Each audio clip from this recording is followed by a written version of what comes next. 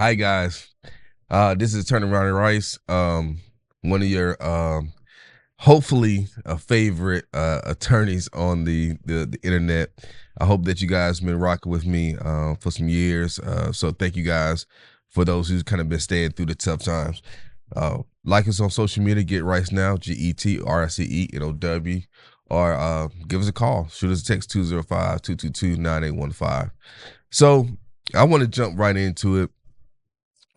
Let's talk about success stories and the failures in businesses. What do they mean? I've had a person, we were talking yesterday, we were saying, hey, I've learned in business to not, when I'm winning, not to ride that cloud too high, and when I'm losing, not to ride that cloud too low.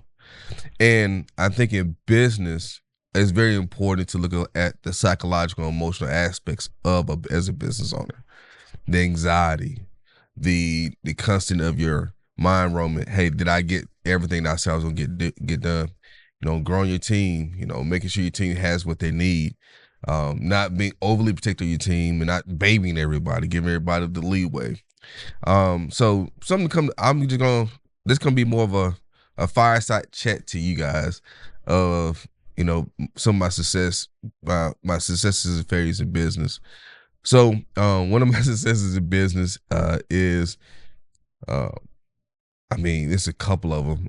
I was gonna say my YouTube channel, which I'm very, very. One of the reasons why I was gonna say my YouTube channel was that I'm an avid reader, and I started my YouTube channel back in I think 2011, 2012.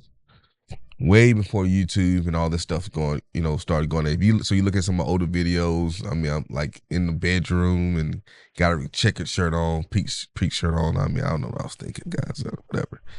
But to me, I look now.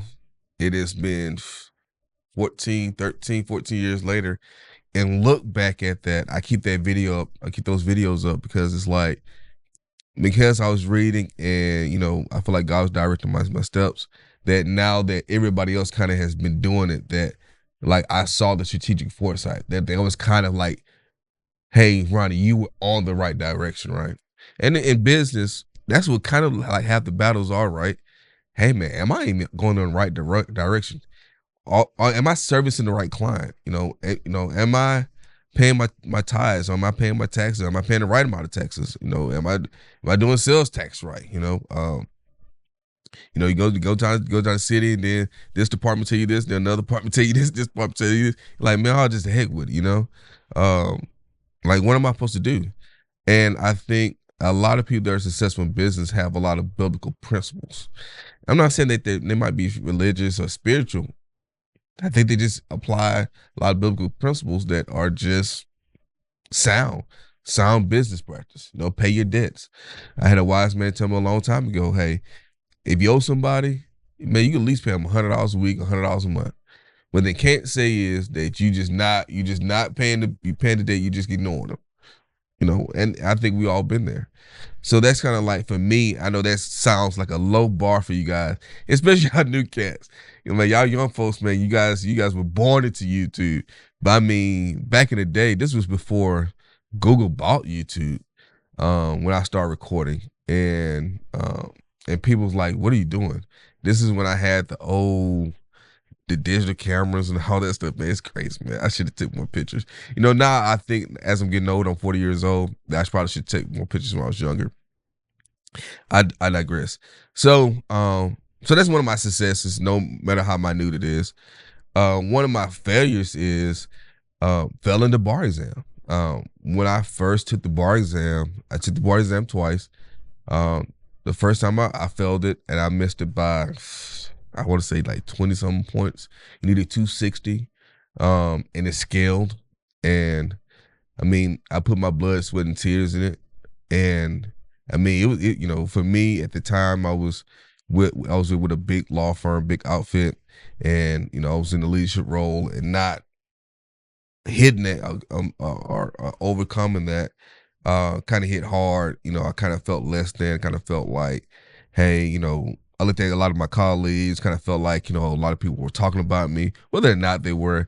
It's funny, man. You got this new thing today. Everybody's like, folks talking about you, talking behind your back. Well, how do you know they talking about you behind your back and then behind your back? Like, I mean, what? Like, I think we have this thing of like, we are the greatest thing on earth, and everybody's looking at you as if like they want to see your downfall. Man, please, ain't nobody thinking about you, man. Like, folks trying to pay their bills, folks trying to get to work on time. People is trying to buy, right now, for whoever's listening to this podcast and what time you listen to, like, folks, it's folks getting ready to go back to school. Like, don't know, they're not thinking about what kind of cars Ronnie Rice driving right now. They're thinking about, okay, my son, what the new, whatever, so don't think too highly of yourselves. But so for me, what I did to overcome that is to really sit down and analyze the situation. Like, hey, Ronnie, one, did you give your best? Yes.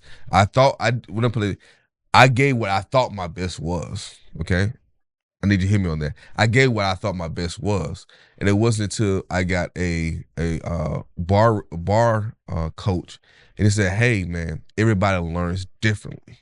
And so he taught me a different way of learning. Now, keep in mind, I already got my law degree. I already got my Ph.D. I got my master's and my bachelor's at the time. So I'm like, now you about to tell me I got to learn a whole different way that I've learned throughout this whole time? And it's like, yeah, because this is a different animal. When I did my Ph.D. program, what we had to do, we had the coursework, then we had to do comps. Comprehensive exam, which is basically like 2 questions, and you have to answer. It took all day to answer these questions, and Lord, man, you better have some citations, and you better know the author, you better know the year, and yada yada yada. And then after after you pass the comps, then you go to dissertation, and like. You got to do the first 3 chapters, which is like lit review, the proposed dissertation argument, those kind of things. And then you take it to the dissertation to say, hey, would you give me the honor and the privilege to study this? You like, think about that. So then, you go into this whole other field of law, and it's just different. The bar in Alabama at the time I took it was 2 days, 8 to 5. 8 to 5. We had to do 6 multi-state practice exams, performance exams, excuse me. And then you had to do, I think it's two multi-state essay exams. So one was 4 hours. That was 6. The 6 questions was 4 hours, and the two questions was 4 hours. Then you had to do 100 multiple choice in the morning. The next day, 100 multiple choice in the afternoon, and you got like 500, 700 people around you, and you're in the freezing cold. So I had to prepare differently, things of that nature. So a lot of stuff that I talk to you guys about on the podcast and YouTube and social media, hey, like this is stuff that I actually apply. This not, I'm telling you, there's not some stuff where I say, I've heard or I seen on the internet, you try this drug for low price of $1.99, for 3 months, and then you got to pay $50 on the 4th month. Now this is stuff that I actually applied. I'll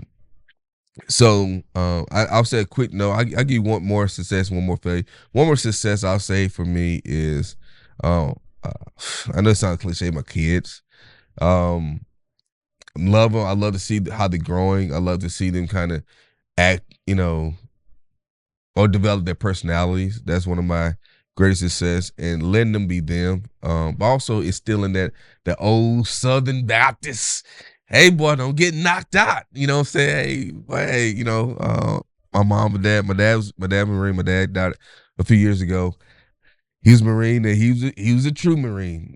So he was very much so like he'll put his foot in what. He was 6'2", 6 foot. No, he was 6'6" actually. My mom, she was in the church. Hey son, she was that mom, give you that look. In the back of the church, you act a fool, boy. And so to seeing what I've learned and what my mom and my dad, my aunts, uncles, and grandparents was teaching me, and seeing that infused with my kids now, and giving them giving them a better chance to succeed and contribute something to this world. one of the things that I like, for example, my son Liam, he's great at soccer, but I try not to put too much on the soccer. Like, hey, make sure you clean your room, make sure school first, God first, family first, and then if you want to do something else, no golf, whatever. So that's one of my greatest successes. My greatest failure is probably, health. Man, the last couple of years, man, I got so gung ho on building. I got a lot of different business interests, partners all across the world, yada yada yada. Um, I might start doing a podcast on some of that stuff so you guys kind of understand the backstory of this. I just try to not to, you know, throw out my whole resume so people like, oh, here's another guy who's well accomplished, an overachiever. But I kind of try to hit people where I relate because I was once, that kid that's like, okay, how do I get to that point? And just not taking care of myself. I was working out. At the same time, I was, drinking every day, smoke cigars every day, stand up to 2 or 3 o'clock in the morning, then getting back up. And as long as I'm hitting the gym at 6 or 7, I'm working out. So with that being said, guys, I just want to have a fireside chat with you guys about, the successes and failures of business. And hopefully you take some of those things and glean from it and say, hey, I like what he's talking about. If it's anything I talk about on these podcasts or YouTube that you want to hear about, man, give me a call. Give me a call, a text on my phone, 205-222-9815. Or hit me on some of my social media. Get Rice Now, GETRICENOW. Guys, take care.